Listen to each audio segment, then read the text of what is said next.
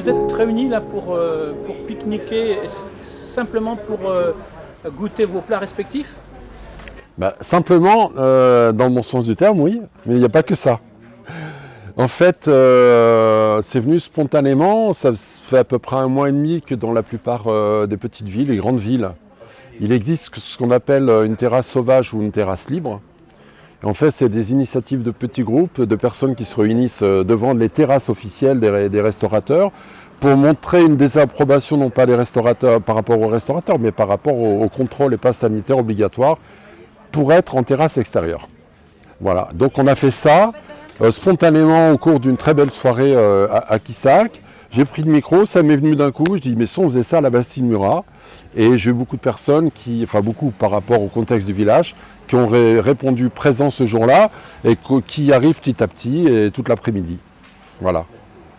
D'accord, parce que ça pose un problème, le pass. On ne peut plus aller au restaurant, au café, si on n'est pas badgé. Voilà, exactement. C'est-à-dire que non seulement il y a ce problème d'obligation de passe sanitaire ou de test PCR, donc c'est déjà une traçabilité. C'est obliger donc les restaurateurs de contrôler. Alors il y en a qui parlent du coup, ouais, c'est des collaborateurs de l'État, etc. Non, dans l'esprit, oui, on peut l'assimiler comme ça en disant, mais ils n'ont pas le choix en plus. Donc en fait, on est là pour montrer aux personnes qui passent, aux gens qui sont en terrasse, vous voyez, on arrive à s'organiser autrement, et c'est un peu pour envoyer comme un effet miroir, à la fois aux restaurateurs et aux personnes forcément vaccinées ou testées, qui sont en terrasse, en extérieur. Ça, c'est une forme de résistance, pour dire non? Alors oui, c'est une forme de résistance, parce que la plupart des personnes qui sont comme ça présentes ou qui manifestent, comme ça que ce soit à Cahors ou à Figeac ou à Gramat ou ailleurs, pour le Lot, c'est une résistance à la fois contre le pass sanitaire, c'est-à-dire la traçabilité en plus, mais aussi la notion de contrôle, et on arrive à un niveau à la fois de contrôle de traçabilité, mais aussi de discrimination. C'est ça qui est le plus embêtant, c'est la discrimination. Alors là, la liberté en prend un coup? Oui, alors déjà qu'il y a eu énormément de lois liberticides en accéléré depuis notre très cher président qui représente 18% des Français. Et là, ça a pris vraiment, en plus de la loi de sécurité globale, entre autres. Mais là, maintenant, en plus du contrôle et de la répression qui s'ensuit forcément, on rentre dans une servitude de plus en plus. Et moi, ce que j'appelle la démocrature, tout simplement. On tend vers une forme moderne de dictature insidieuse, mais en fait, on peut l'appeler une démocrature. Mais on joue terriblement sur la peur des gens. Énormément. Bon, tout le monde le sait, diviser pour mieux régner. Mais là, on joue sur la peur et on envoie des messages très anxiogènes. On envoie beaucoup de confusion. Il y a beaucoup de manipulation. Et aussi, il y a eu tellement de mensonges d'État. Bon, évidemment, il y a les masques, mais il y a eu tout le reste. On crée un doute. Mais ce doute crée une confusion. C'est pas un doute porteur. C'est un doute qui peut être destructeur dans les relations humaines, dans tout ce qui est intergénérationnel, dans le lien social. Alors c'est peut-être intime comme question, mais tu as eu le Covid?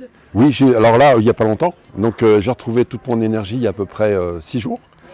Alors justement par rapport à la Covid, donc, on va dire j'ai vraiment morflé pendant à peu près 7-8 jours. Mais il y a une incompréhension totale, puisque pendant 7 jours, comme beaucoup de personnes que je connais, c'était Doliprane. Rien d'autre.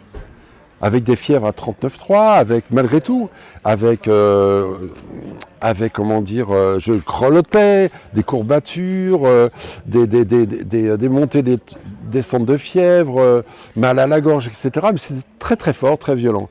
Et moi, je trouvais ça incompréhensible qu'on reste sur le Doliprane.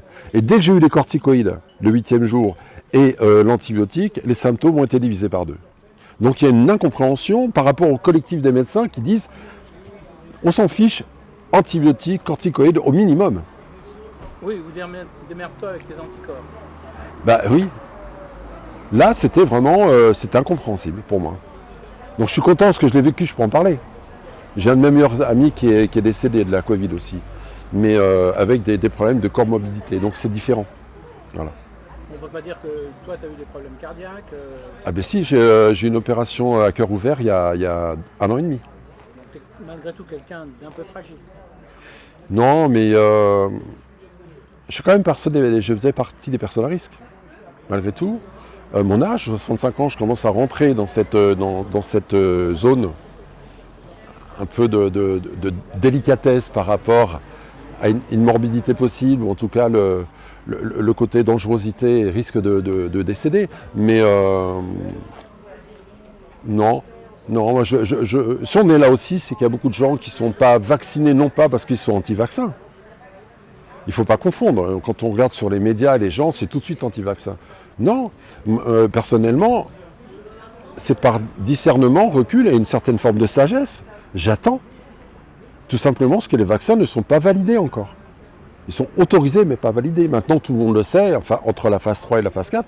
Et donc, non, en plus des nouveaux vaccins que plein de gens disent non, ce ne sont même pas des vaccins.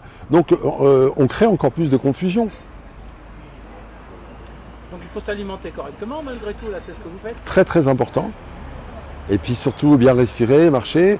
Il y a aussi des protocoles, tout ça qu'on n'entend jamais parler à la télé. Vitamine C, vitamine D3, vitamine B12 et puis le zinc. C'est reconnu. C'est pas magique, mais ça permet d'augmenter la possibilité d'immunité et d'énergie par rapport à un virus. C'est interdit puisqu'on ne peut plus aller au café. Voilà. Ça, c'est une belle remarque. C'est un peu ça, ouais, tout à fait. Oui. Vous allez répéter ces pique-niques? Alors, là, c'est un pique-nique un peu symbolique. Le but, c'était de le rendre officiel pour un peu perturber, pour bouger un peu, parce que la Bastide Murat, c'est tout petit. Et donc, ça a permis tout d'un coup de rencontrer le maire, qui a dit quoi, il y a un rassemblement. Ça permet aux gens aussi, je suis allé voir tous les commerçants par correction. Donc, ça a créé un contact. Ça m'a permis d'échanger aussi avec les restaurateurs, qui eux sont très mal, parce qu'à la limite, il y en a certains qui n'osent pas venir, de peur que ça soit mal perçu. Alors qu'ils sont plutôt de notre côté, par rapport à la discrimination et au contrôle obligatoire. Il y en a qui sont dénoncés parce qu'ils laissent passer. Et il y a eu des débuts de dénonciation, en tout cas des rumeurs, qui fait que ça met mal à l'aise tout le monde. Oui, ça divise. Ça divise encore plus, oui. Bon, Ouais. bon appétit. Merci beaucoup.